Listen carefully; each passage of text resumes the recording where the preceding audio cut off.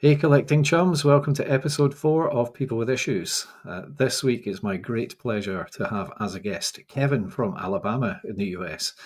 Kevin is also the host of YouTube channel Docs Comics, another channel that I was already a fan of. And when Kevin asked about having a conversation, doing an episode of People with Issues, I wasn't going to pass that up.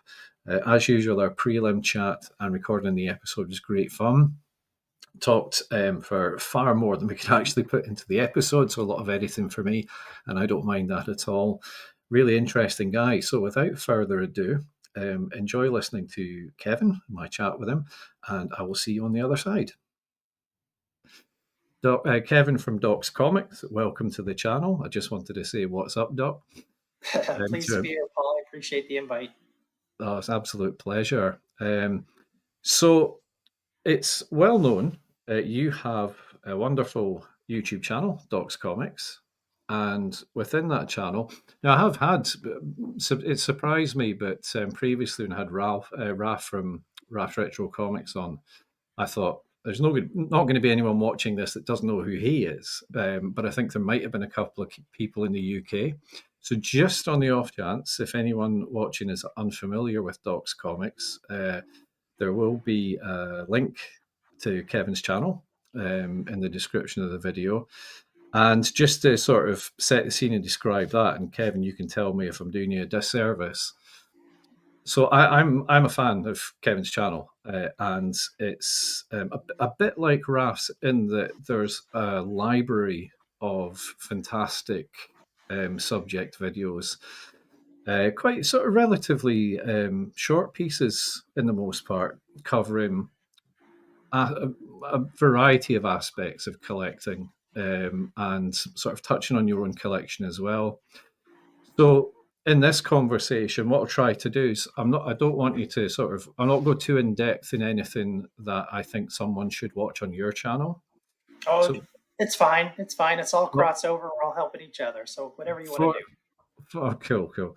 For example, there's a great short bio video on there where I think in the space of about 10 minutes, you basically summarize your life in comic collecting, which is great.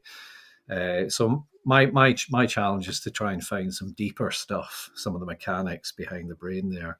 Sure. But just touching on that, starting on that, if you can briefly just tell again about when and where you got into comics. Sure. Well, first off, I'm not that well known. I mean, I'm still a small fry channel compared to a lot of other comic YouTubers out there. Working on it. We'll see how it goes. But yeah, I mean, I've been reading comics pretty much my whole life from Yeah, as a little kid. I don't want to preempt any of the questions that you're going to ask me, but I started collecting collecting when I was 5 or 6, when my parents would buy me comics at the bookstore or what have you. Really, my first memories of buying comics on my own for yeah, kind of reading and continuing was maybe 1978, 1979. I've got a couple of examples that I'll show you there.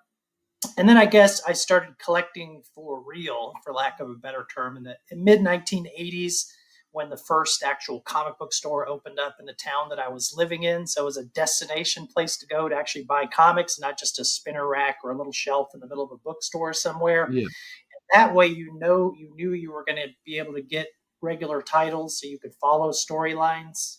I don't know how it is in the UK, but in the newsstand days, it was kind of hit or miss whether you'd get the next issue in a continuing story. And yeah, then I moved abroad for a while and didn't really have a ton of stuff available. I'm a military brat. My dad was career Air Force, and so that it toned down a little bit because I didn't have access to the direct market when I was abroad, and then I came back for college, had a comic book store pretty much right across the street from the campus that I was at, and that's really what kind of got me into being a true collector. And as I've gotten older, I think my this is going to sound tacky, but I think my tastes have gotten a little more refined, i.e., I've been able to kind of focus on the things that are most interesting to me and that I most want to add to my collection. So my collection has kind of grown and shrunk over the yeah, decades. And right now I'm kind of in a downsizing phase where I'm advocating myself, at least for quality over quantity. my collection's about, I don't know, I probably have 4,000, give or take, regular floppies, and then another 300 or 400 trade paperbacks. So probably a smaller collection when comparing to other collectors who are out there, but it's still bulky and clunky, and I'm getting too old to shift around boxes so much. So I got to downsize it Well, for physical reasons as well. And that's then it. when I was in graduate school, I worked in a comic book store for a couple years, for several years, as a matter of fact. And I was even involved professionally on the editorial side of comics with a couple of small press publishers in the Yeah. 2000s. But I've been out of that for 10 years. And now I'm just kind of back to being the old regular, the old guy at the comic book store that you see at every shop. I mean, that's a lot packed into that. So going back to the your sort of initial the start sort of picking stuff up when you started to get I don't know, like superhero books or Marvel DC stuff or something like that. What Well, I did would you wager first? that my first comics were probably like Richie Rich, but Yeah, I yeah, don't have a ton of memory of that sort of stuff. But yeah, I've been pretty much a superhero junkie and mostly a Marvel zombie, pretty much my entire life. Although I'm reading a lot more DC now and collecting a lot more DC now, especially the Silver Age stuff. I used to avoid the Silver Age DC because I thought it was too campy. And one of the things that separated Marvel Silver from DC Silver is that Marvel tried to get into a little more serious issues and more character development, whereas the DCs particularly seemed kind of just sort of cheesy. Do you know what I mean? But I have found an era in DC that I really like in the Silver Age, and so I've been focusing a lot on that too. But mostly a Marvel zombie. Probably 80% of my collection is Marvel. episode 3 with Mike, he said almost exactly the same thing about the difference between Marvel and DC Silver Age. Um, which I'm a wee bit ignorant of that, and I'll be doing a video about that shortly, I think. But it's quite an interesting point. So what's when you were getting into these sort of superhero comics, which ones were really sort of grabbing you? Which ones were you champing at the bit to get hold So of? so when I was a kid, first starting to buy comics, they were 25 cents, Mhm. and I have vivid memories of when we were on the military base and we go to the Stars and Stripes bookstore, which is sort of the government bookstores that they had on military installations, and there was no tax there. Tax free. So my dad would give me $1, and I would go into the store and I would buy 4 comics. And there's Yeah. a few of those that are just, and I got them here Oh, cool, cool. that have just stuck in my head and that I have really strong sentimental memories about these books. They're all from about the same era. Oh, do So share. probably the one, yeah, probably the one that tugs at my heartstrings the most is this one. It's Marvel Team Up number 40 with the Sons of the Tiger. This is like the first superhero book that I really remember owning and enjoying and reading it until it fell apart. And then a What? couple of other ones. This is, Sorry, Kevin. What yeah, number is that? it's number 40, Marvel Team Up 40. Do you know, it's really funny. One of the things I'm loving about this is I don't know. You would think at my age, a title I'm so familiar with, Marvel Team Up, you would think you can't be surprised by someone holding up a cover, but I don't think I've seen that. Really? Yeah, This I did a video on Marvel Team Up. It's such a great series in that almost all the stories are standalone, and so for a little kid, you don't have yeah, to worry about the continuity quite as yes, much. It's one and done, and then the next issue has another guest star who you might really like. So it's a great starting book for kids, that's little super. kids. And then this one, for some reason, I was a little more confused about this, but I vividly remember owning this as a little kid. This is Hulk number 177, another one of those Warlock appearances that you see real frequently during this era. Warlock kind Yeah, of comes and goes a lot. yeah, And then, of course, a Spider Man, and this is the one that I remember the most. It's 147 with the tarantula. And I always yeah, get this one confused with issue 134 because if you hold the two side by side, the covers are almost exactly the same. But I'm pretty sure this is the one that I remember owning as a kid. And yeah, then, yeah, if I can push it a little further, I mentioned earlier that when I was 8 or 9 is really when I started kind of remembering to buy books and then buy the next issue and the next issue because I was getting caught into the storylines. So I brought a couple. I got a couple of those too. Um, I am an Iron Man junkie. I know you like Daredevil; he's sort of your favorite, but I grew up an Iron Man fan, and the first Yeah, issue of Iron Man that I remember buying off the shelf was this one. This is number 110, which is right in the middle of a storyline, so I didn't really know what was going on at the beginning, but I stuck with it. And then right after this, you start getting into the David Michelinie, John Romita Jr., Bob Layton era, which is one of the classic eras of Iron Man, of course. yeah, Um, and then I was also an Avengers fan, probably because it had Iron Man in it. But this is the first issue of Iron Man that I remember owning, or Avengers, and it's right in the middle of the Korvac saga, which is a big classic. sweeping classic storyline. And of course, George Perez was the artist during this era, who was one of my favorites and always will be one of my favorites. Rest his soul. Superb. Absolutely amazing. I think it was a fantastic period. It really was. Oh, and you and I are about the same age, and so there is. I think some of it is nostalgia, but when you look at the Marvel creative teams on the big books during Mm, that period of time, I mean, just some classic eras. You got Simonson starting on Thor. You got Frank Miller on Daredevil. You got the John Byrne run on Fantastic Four. You got, of course, Perez on Avengers. Sure, I'm leaving some other ones out as well, but those are really a lot of signature eras for those titles. So maybe uh, we just got lucky and we grew up in the perfect time to start getting into comics. maybe everybody thinks that, but Right. but I think we're right.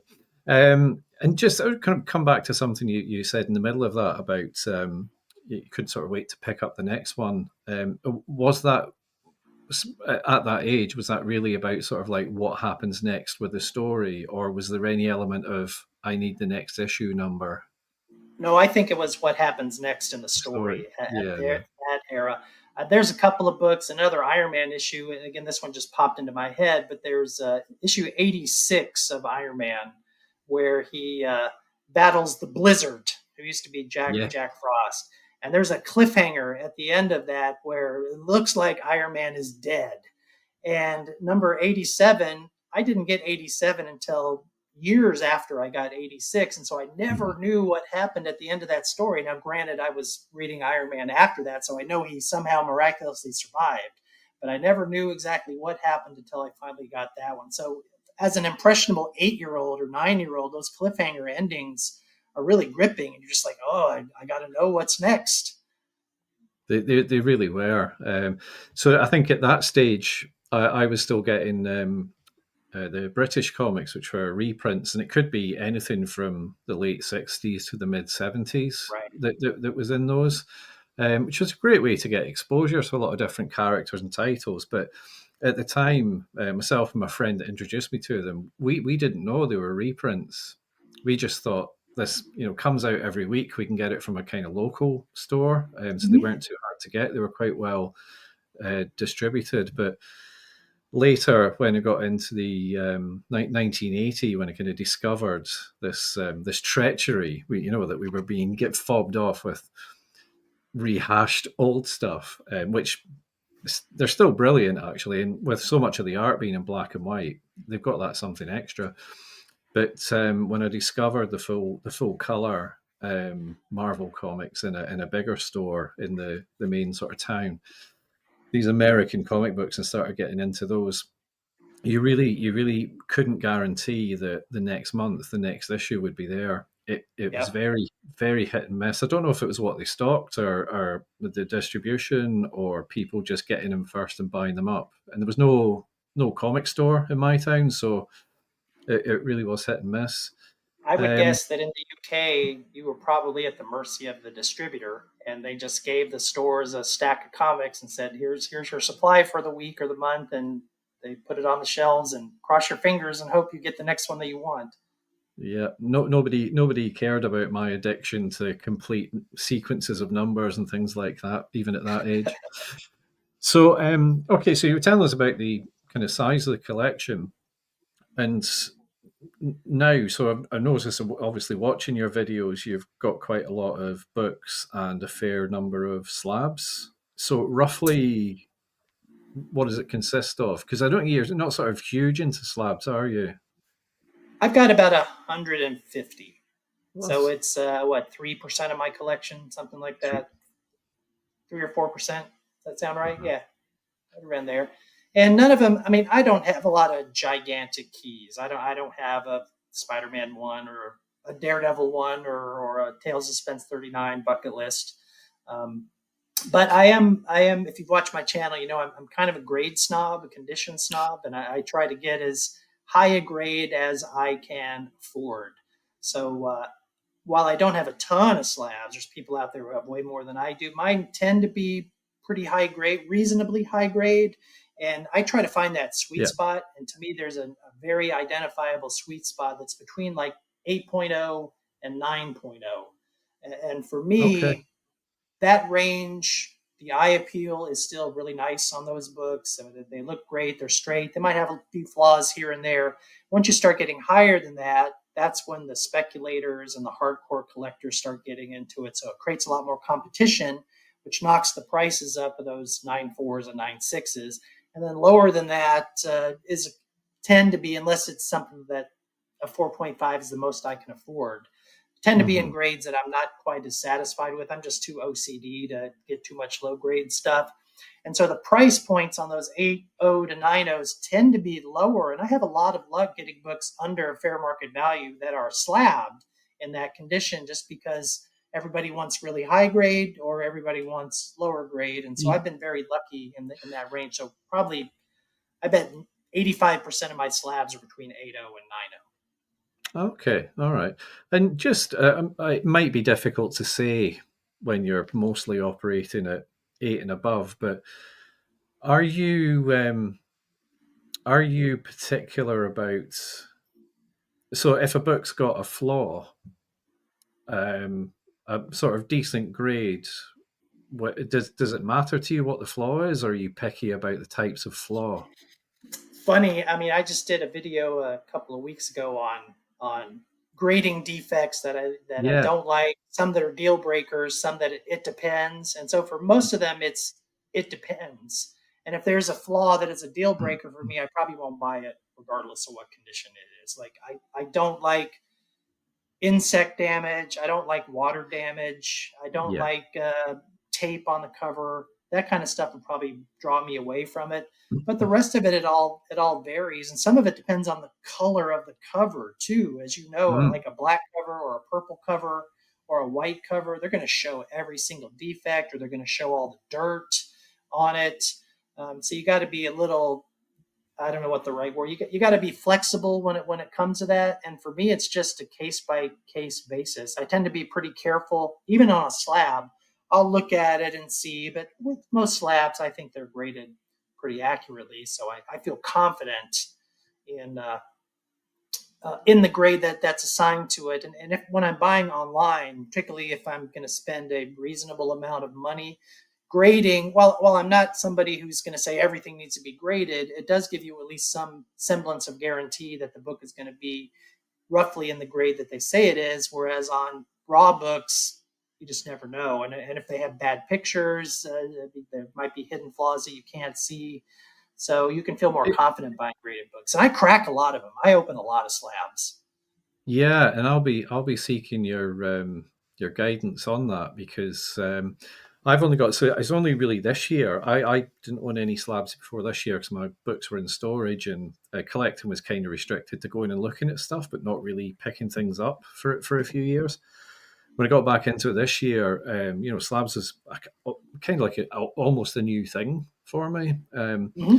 And I picked up. I've got 10 now. I've only got 10, but I've already in some I picked up because so I was looking for some of those bigger Daredevil issues to complete Volume One, and when I was looking at it, there was a few occasions where it was like, well, I could actually get one in a slab for not much more than what people are asking for raw ones. And as I watched it, I started thinking these people are bigging up the prices on these raw ones because they know people want to buy them to slab them. Yep. I think that's kind of driving some of the raw prices as well. But when I actually got them, there's things I'm just not. kind of convinced about, not happy about. But I've also found a couple of scenarios where I went, no, actually, I would keep this in the slab. But out of those 10, I think I want to crack about 6 of them. So, Yeah, but I think and I'm the same that's. with you. Go ahead. So I was going to say, I think the advice, the advice you gave on that video, and it really, it's not so much like, these are a list of things you should,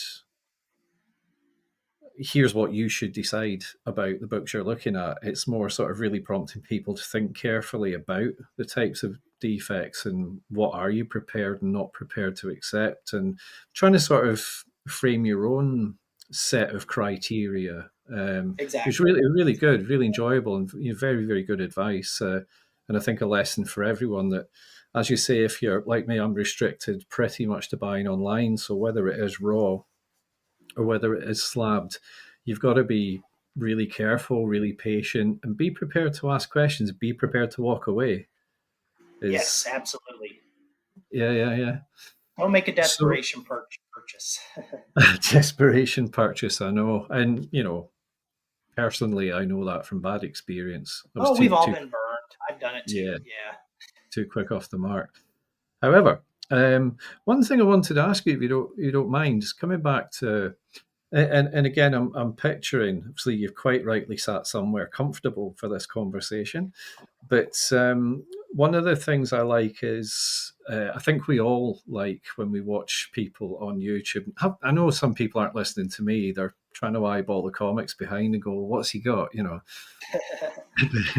When I'm watching you, I'm struck by, so not just where you sit when you're filming your videos, and the shelves and the background and the way that stuff's set out, but also the way your videos are set out on your channel and what have you. And I was interested when you said you were a military brat, was the phrase you used. I think, did you say your dad was in the Air Force? Air Force, right? Career Air Force. Yeah.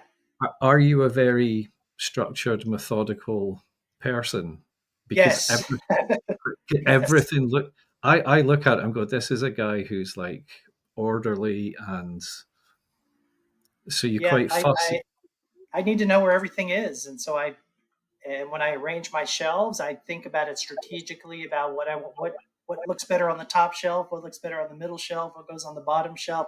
Yeah, it's borderline OCD for sure. But being orderly and being a neat freak does have its benefits for sure. That definitely came from my dad's military background, without a doubt. You're roughly 4,000 odd books and what have you. How do you know what you've got? Do you use an app or a spreadsheet or something like that? I use CLZ, which I'm sure a lot of your viewers are familiar with. It's just a Yeah. digital, it's a digital app that helps me track my collection, and you can use it as much or as little as you possibly can. I mean, all of us have been in that situation where you're at a store and you're thumbing through stuff and you pull out a book you like, and then you come home and you discover that you already have it, or that you have two of them already. And so I can Absolutely. bring my phone with me with the app.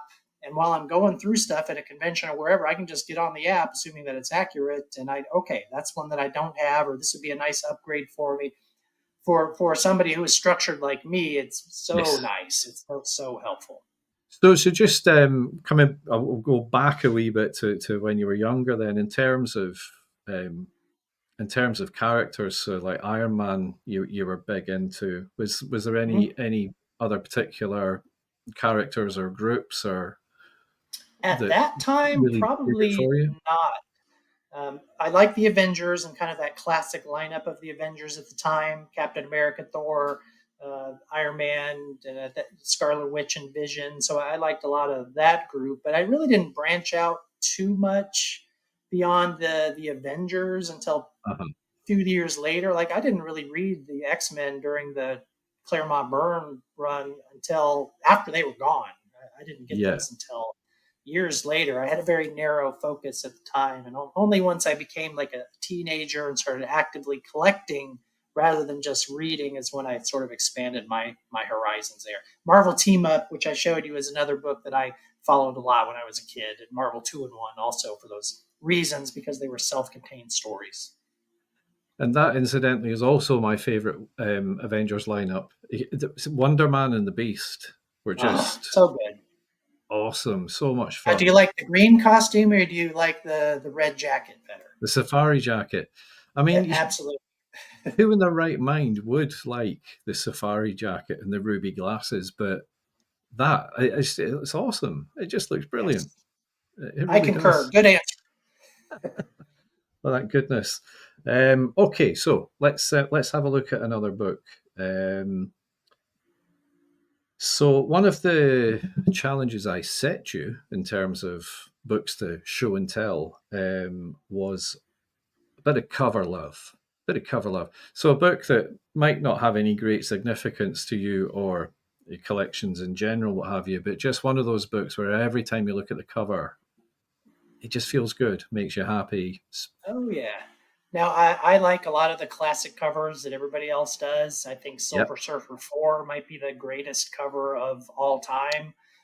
People Okay. like a lot of McFarlane covers and John Byrne covers. So I wanted to pick a couple that maybe people don't think about quite as much on that short list. So I picked one Marvel and one DC. Oh, So so the a Marvel very cover that I diplomatic. like a Marvel cover that I think is way undervalued or underappreciated is it's Conan Annual #1. This is a very Yeah. nice Barry Windsor Smith cover. I mean, it's so Yeah. nice. The cover, the colors pop, and I mean, you see the pain and the anger in his face, and I mean, this is just fabulous. So I, that's one that I always think of, and every time I see it, I stop and look at it and admire it, regardless of where I am at the time. And then the other one is my favorite Neil Adams cover. I love oh, Neil Adams. I'm sure you do too. yep. But you would never guess what my favorite Neil Adams cover is. Go on Uh, then. because my favorite Neil Adams cover is Adventure Comics #368. This one right here. Okay. I like the spatial skill that he drew this cover. I mean, you have Superboy and Ultra Boy in the foreground, and them being thrown by people in the middle. And then you have characters in the background. I mean, I just think that the composition of this cover is fantastic, and I'm sure nobody else in the universe is going to say this is one of their favorite covers. But for me, I can't get enough of Yeah, I'd be amazed if someone picks that up. But is it just well, you still got that up on the screen? I mean, it. Yep. is that what does it for you? Is it the composition? Yes. Yeah. I mean, So you've got three layers here: the background, the middle, and yeah, then yeah, and the foreground. And then DC is so good about the monochrome background colors. I mean, they do a lot of yes. books in pink and purple and green, and so this yellow really pops on there as well. It's a nice complementary cover to the rest, color to the rest of the cover. I mean, that's exactly the sort of thing I love about this. When someone gets into sort of why. I mean, like you say, a lot of the classic covers that people would choose are famous covers, are because they are, or the artist, or what's happening in the scene, and what have you. And I've seen quite a lot of good videos, some of yours included, where someone will sort of give you that little extra bit of insight. It's like, yeah, well, if you consider this, the angular, Kirby's screen breaking antics and Mm-hmm. stuff like that just really add something. I think they're really valuable. I think they're fantastic choices. Thank you for sharing those. So you're sitting in your nook and you're creating a bit of content to post at the weekend. The doorbell goes. No one else is in, so you have to pause, go downstairs, you open the door, and it's the beetle. the I love the be- Beatles. the beetle's there, and he barges past you, and he starts crashing about the house doing beetly things. Now your first thought is, my books are going to get insect damage. He's a dangerous guy. I've only got time to grab one. I can save one book from the beetle. What's it going to be? Uh, yeah, I like the pun too. That's very British of you. It's a beetle, insect damage from the beetle, just different kind. So, as a rule of thumb, I'm a little I don't know what the right word is, but I'm not terribly comfortable necessarily showing off my like most expensive books on my YouTube channel. I don't know why. I mean, part of it I think is that I don't want people to think that I'm flexing, because that's not Yeah. my shtick. I'm not brag. I don't. I'm not. My intention is not to brag about what I've got or rub Mhm. it in your face or anything like that. But I thought I'm going to make an exception because it was a good question. If I had one book to run away with, what would I pick? And this is one of my prides and joys. It took a Okay. lot of work to get it, but it's Avengers #4. So I love this cover. I love this book. I love the Avengers, and I have this in a really nice condition. It's an older slab, which is perfectly fine by me, but Yeah. this is probably the book I would run off with if I had to take one and escape my house burning down.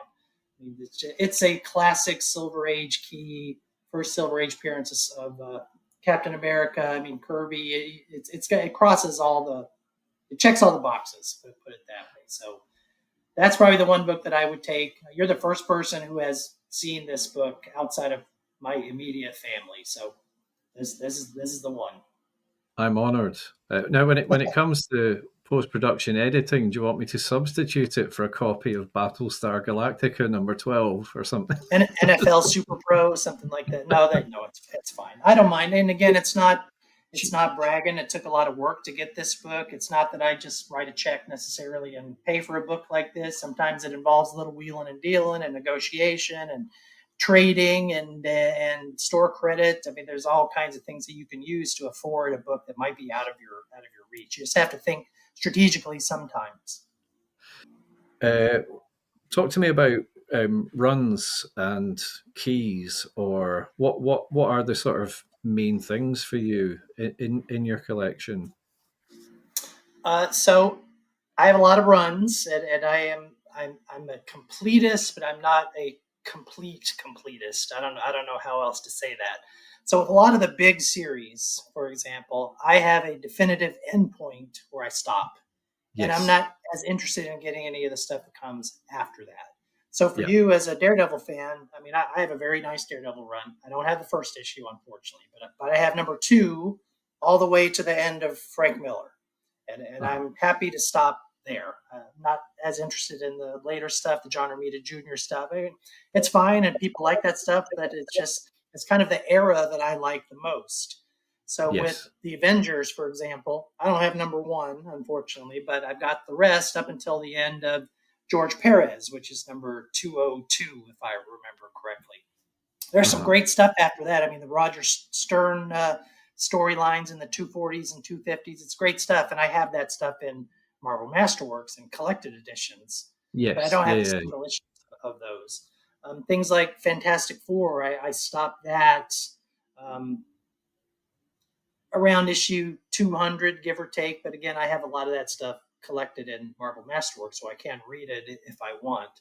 So I have eras that I like rather than entire runs. Now, are there some books I have complete runs on? Yeah, but none of them are gigantic. Marvel Team Up, I stop in the 70s. So I have the Hmm. first issue until the 70s. Marvel 2-in-1, I stop in the 30s or 40s. X-Men, I stop, with the exception of the great Paul Smith run from the 170s, I stop at when Byrne and Claremont, or when Byrne leaves the book, 143. Still need a few of those early ones because those are expensive. I think So I am that's a completist, but not a complete completist. That's the best way that I yeah. describe it. I think that's really cool though, because and again, you've got some great videos on recommendations or suggestions on, if you're looking for titles that aren't difficult to complete because of the number of issues or Mhm. the sort of general price of them. Things that are more challenging to collect. There's some really fantastic little pieces on that. Talk to me about a book you consider to be overrated. Now, we have slides to support this, so let me see if I can bring that to the screen. This is the book. This is the book you've gone with.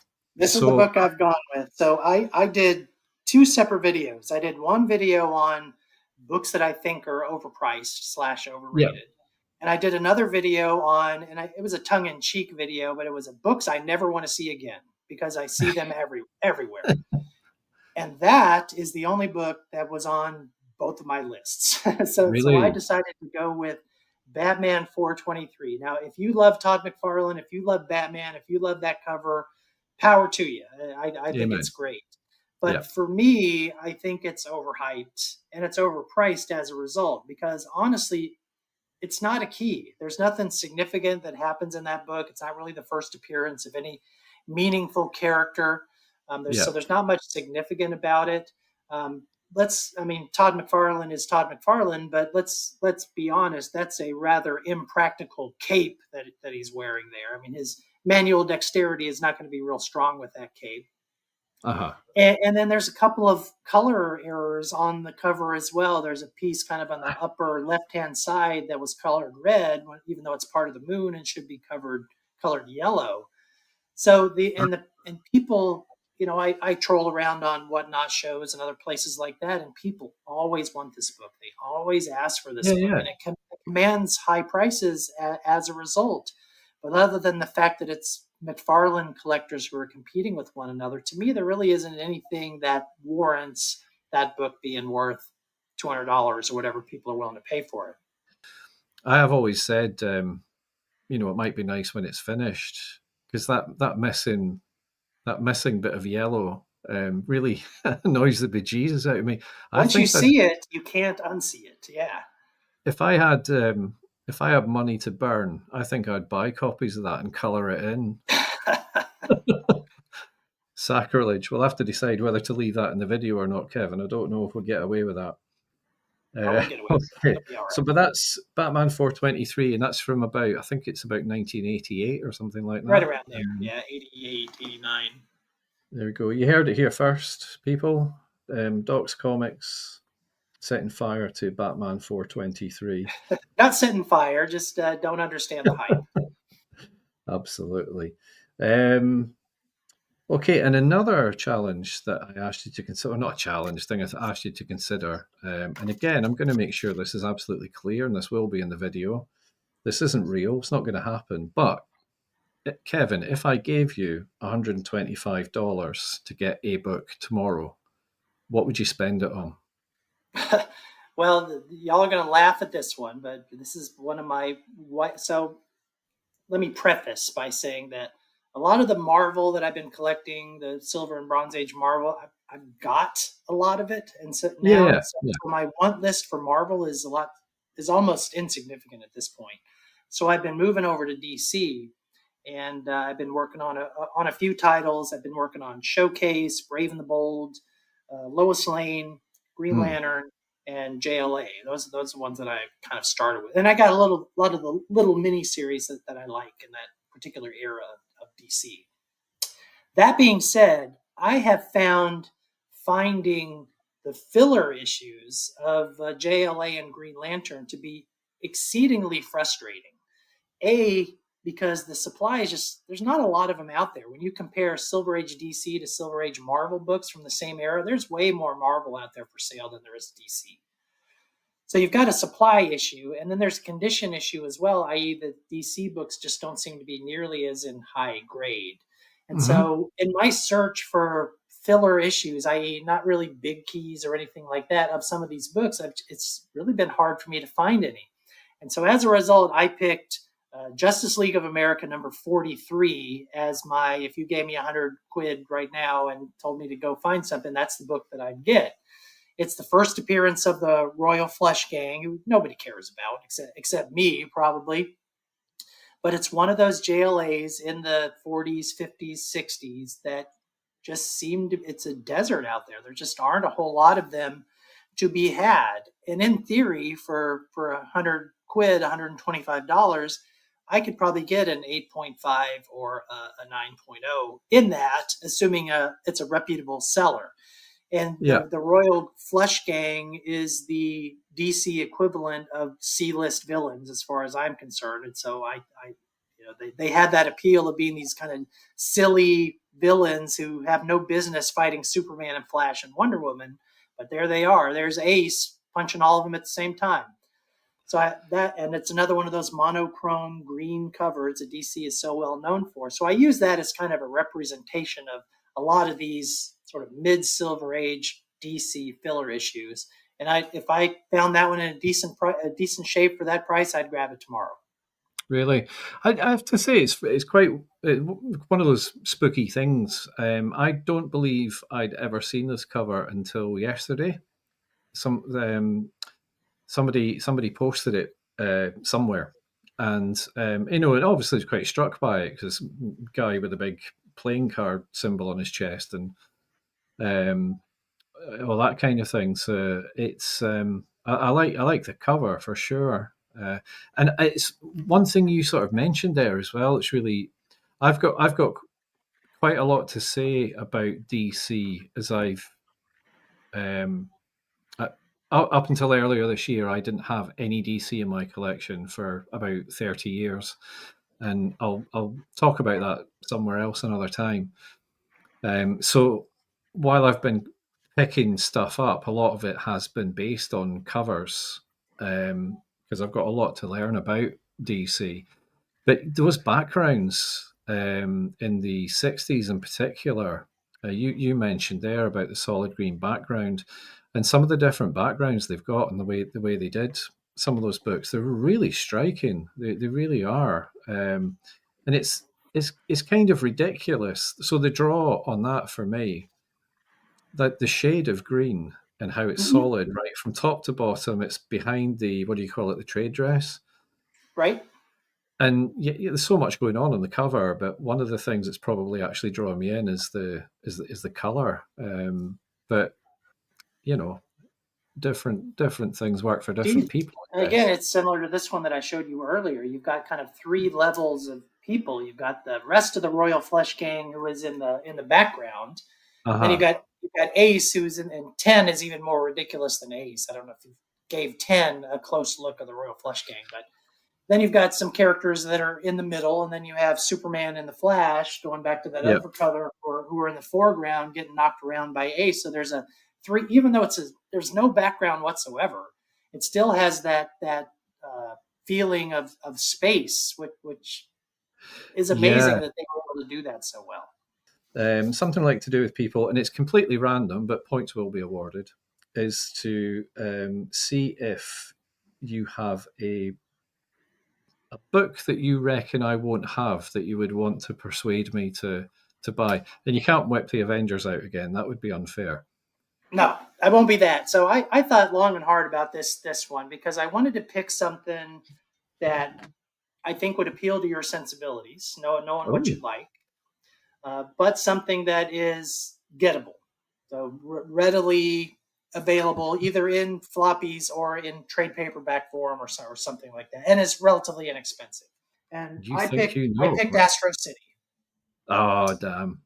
And this is the Metro book. So this is the collected version. It's I don't even have. I used to have the singles of these, but this is the Astro City singles were a victim of my downsizing, so I Yeah. decided to go this way instead. But these are all still in print, as far as I know. They're pretty inexpensive, and even if you want to buy the singles, they're not incredibly hard to find, and they're not real expensive. But if you don't know much about Astro City, so it's written by Kurt Busiek.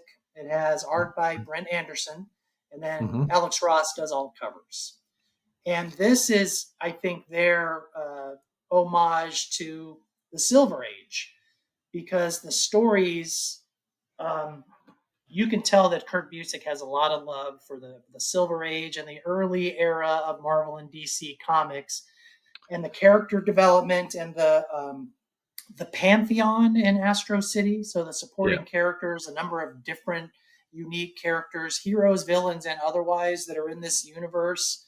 It's such a rich and deep background. It's one of, I mean, when I tell you my favorite comics of all time, I pick things like Usagi Yojimbo and Astro City and Hellboy because they have such deep and rich histories and backgrounds and a supporting cast of characters. So if you like Silver and Bronze Age comics, which I know you Yeah. do, um, this is a love story or a labor of love for people who like that kind of stuff. So I was immediately attracted to this book. I was hooked from the first issue, and I think you will be as well. Astro City. Well, I think there's 6 of these now. let's see how you've done. So that was Astro City was actually on my list. I just haven't got it yet because it's maybe a bit pricier over here to get hold of. But I will redouble my efforts because I really want to read that. Well, these are the way to So go. You just and this is a reading book, not a collecting book. okay, finally, Kevin. The one thing I need to do is put you in the dock. You stand accused of being a bad influencer, which means you're an influencer, but in a bad way. I can live. And after watching one of your videos recently, you forced me to buy something, and it's not actually here. It's not actually arrived yet. A little bit slow to arrive, but I do have it on the screen. So we'll see whether you plead guilty or not guilty. And it is. Ah, yeah. Now you're flexing. Look, I said this in my video when I showed this one off, but it has everything that encapsulates me as a collector on one cover. So Like, it's got a Silver Age comic, first appearance of Thor. It's got the Enchantress, who some might disagree with me, but I consider the Enchantress to be a C-list villain. And it's an Alex Ross cover. I mean, it's the trifecta. It's perfect. And as a result, it's the only book that I have in a 9.8. And I got this book for a song. I got this book cheaper than what it would cost to buy it off the shelf, send it to CGC to get graded, and pay for the shipping and everything else. And yeah, as far as I'm concerned, it's cheaper than a wall hanging. So I use it as a display more than a collectible. absolutely. You know, I try to focus on stuff people can afford, particularly in this economy. But that's good. So guilty is charged, and I'm very happy with that. So just look, Kevin, in closing, there's so much more we could talk about, and I hope we keep in touch and we'll be able to talk some more again. Maybe come Anytime, back to something in anytime. I future. appreciate you having me on. It's been a lot of fun. Oh, such a pleasure. And again, for anybody else, if you're not familiar with Kevin's channel, link will be in the description. Go and have a browse through because you can just dip in and out all day long, or whenever you've got time. And like I said, they're really sort of good. They tend to be sort of roughly about 10 minutes a video, or does it just depend? But Yeah, on average, it's between probably 8 and 13 minutes. I just go until I'm done, and they all end up that length. And I don't want to do them too long. I mean, your format is different because you're doing interviews, but just me standing there talking to you, showing pictures every once in a while. sure, Nobody sure, wants to watch me for an hour doing that. yeah. So I keep the snippets small. Maybe hopefully people will finish a video and then want to watch the next one rather than kind of slogging through a long one. Yeah, yeah. No, absolutely fantastic. Well, look, sir, you absolutely 100% have issues. And we're very, very grateful that you've come and shared them with us today. Thank you for Uh, having me. I appreciate it. It's been wonderful. Absolute pleasure. So we'll have a little bit of a chat afterwards. Everyone else, I will have some words after the end of this recording.